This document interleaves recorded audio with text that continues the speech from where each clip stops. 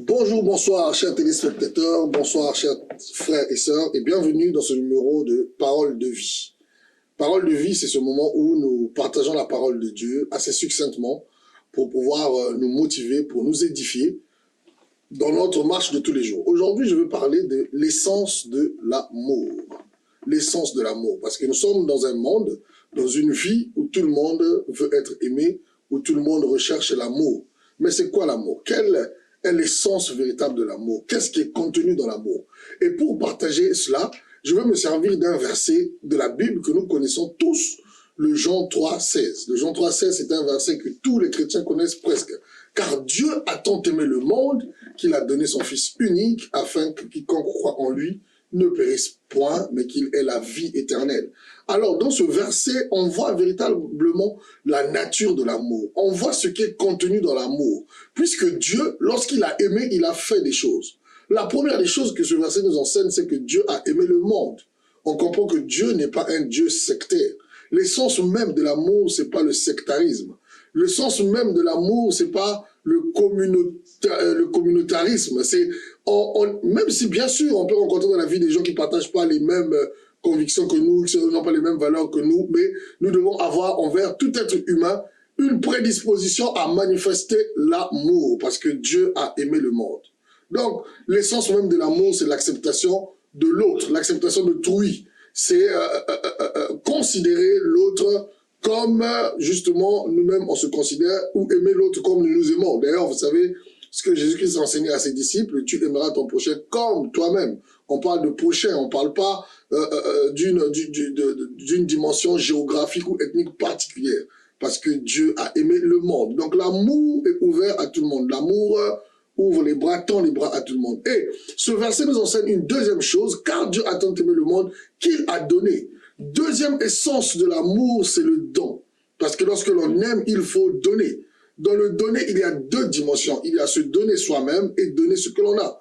On ne peut pas dire qu'on aime les gens ou qu'on aime une personne, qu'on aime une famille sans pouvoir donner à cette famille, donner à cette personne ou pouvoir se donner. Et d'ailleurs, Dieu lui-même a manifesté l'exemple. Il a montré l'exemple. Il a aimé le monde. Il ne s'est pas arrêté à aimer le monde dans son ciel, sur son trône. Non, il a aimé le monde et il a donné. Et qu'est-ce qu'il a donné?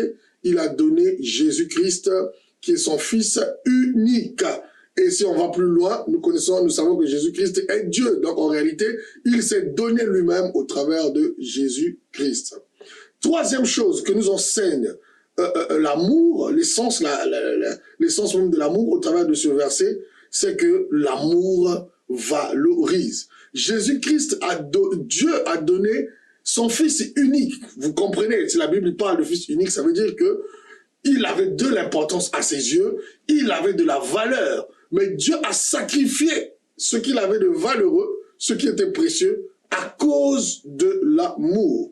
Et donc, quand on aime, justement, on est prêt à donner ce qui est précieux pour nous. Et c'est ce que Dieu nous enseigne, nous montre au travers de Jésus-Christ, son Fils unique. Généralement, quand on donne quelque chose, on s'attend au minimum, donc là je parle à la manière des hommes, on s'attend au minimum à recevoir la même chose que nous avons donnée, jusque-là on est dans le logique, dans la logique, ou à recevoir quelque chose de plus valeureux que ce qu'on a cédé. Et d'ailleurs même, je fais juste une petite parenthèse, il y a beaucoup de personnes qui donnent des offrandes à l'église et des dîmes parce qu'ils s'attendent à recevoir plus d'ailleurs. C'est pour ça que quand on dit que tu seras béni au centuple, les gens ils viennent donner, quand on dit ça on les motive, c'est-à-dire qu'ils sont motivés de venir donner pour qu'ils reçoivent au centuple. Parce que quand quelqu'un donne, il s'attend à recevoir au minimum ce qu'il a donné ou encore beaucoup plus que ce qu'il a donné. Et donc, quand Dieu donne son Fils unique, Jésus, unique, ça veut dire qu'il donne quelque chose, il donne une partie de lui, il donne quelque chose qui a de la valeur. L'amour valorise. Donc, à cause de l'amour, Dieu a donné, le sacrifice qu'il a fait avait du poids, avait de la poigne, avait véritablement une certaine résonance. Donc, on ne peut pas aimer les gens, on ne peut pas aimer une personne sans pour autant se sacrifier. Se donner soi-même, se sacrifier, donner ce que l'on a. Et parfois, donner ce que l'on a ne suffit pas, c'est se donner soi-même qui est demandé. Lorsque vous élevez par exemple des enfants, ben, les enfants ils ont souvent besoin de leurs parents, au-delà même du matériel ou de l'argent qu'on peut mettre à leur disposition pour leur éducation. Et la dernière chose que nous allons partager au travers donc de ce numéro, c'est que l'amour protège. La Bible dit, car Dieu a tant aimé le monde qu'il a donné son Fils unique, afin que quiconque croit en lui ne périsse pas. Donc l'amour se manifeste pour éviter que les gens périssent. L'amour de Dieu se manifeste pour éviter que les gens meurent. Les gens passent l'éternité dans l'enfer, dans la géhenne. Vous voyez comment lorsque l'on aime, on veut prévenir, on veut éviter de la souffrance aux gens qu'on aime. Et Dieu l'a manifesté. À cause de son amour pour le monde, Dieu ne veut pas que quelqu'un périsse. La Bible le dit. Dans la volonté parfaite de Dieu, il faut que tout le monde soit sauvé. Mais vous savez, Dieu a créé aussi l'homme avec la liberté de choisir. Il y a des gens qui ne choisiront pas Dieu. Et comme Dieu ne peut pas forcer un homme, mais ceux qui ne le choisiront pas, malheureusement, pourront être loin du Seigneur. Alors que dans la volonté parfaite de Dieu, ce n'est pas cela. L'amour protège. Est-ce que tu protèges les gens que tu aimes? Est-ce que tu protèges ta famille? Tu protèges tes enfants? Tu protèges ton épouse, ton époux?